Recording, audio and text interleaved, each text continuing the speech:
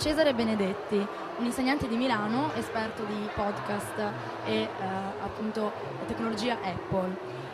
Non a caso abbiamo lo sfondo di bla bla bla bla bla bla, i democracy e i minori. Abbiamo parlato prima con Adriana Sartore del cinema d'animazione e dei laboratori di tecnologia applicati all'educazione e alla formazione nelle scuole primarie, e abbiamo qui con noi un rappresentante che ci darà una testimonianza di un laboratorio, di un progetto molto simile nella regione Lombardia. Ci può spiegare innanzitutto la scuola nella quale lei insegna e qual è il suo progetto, quello di cui si occupa? È iniziato parecchi anni fa all'Istituto Comprensivo di Via Brianza, a Bollate, e abbiamo pensato di proporre agli insegnanti delle altre scuole della provincia di Milano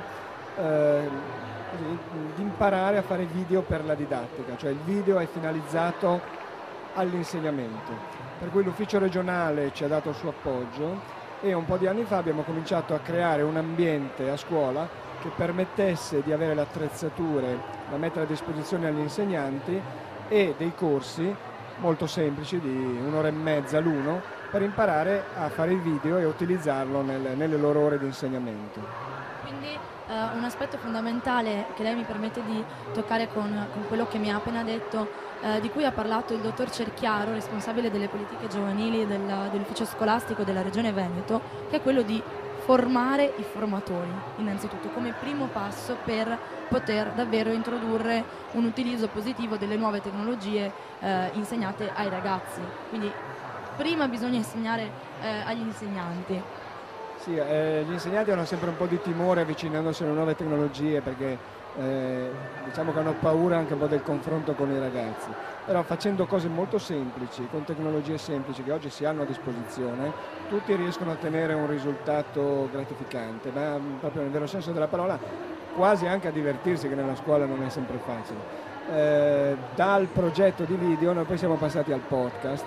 Oggi nel mio istituto sono aperti 3 podcast, diversi blog gestiti dai ragazzi e più della metà degli insegnanti normalmente utilizzano queste tecnologie nel loro lavoro quotidiano, cioè riescono a inserire video e podcast nel loro insegnamento didattico normale. Mi sembra un'attività bellissima e il modo migliore per veramente far sì che venga introdotta la nuova tecnologia internet nella scuola e soprattutto nella didattica, come lei ha detto, quindi abbattere il muro nei confronti di qualcosa di ostico che non si conosce, soprattutto per chi non fa parte della generazione dei cosiddetti nativi digitali, è qualcosa di molto importante per superare appunto questo divario, questo gap generazionale che è ancora in atto oggi purtroppo. Per quanto riguarda invece i ragazzi, come hanno reagito? Qual è stato il loro feedback in queste attività in questo contesto?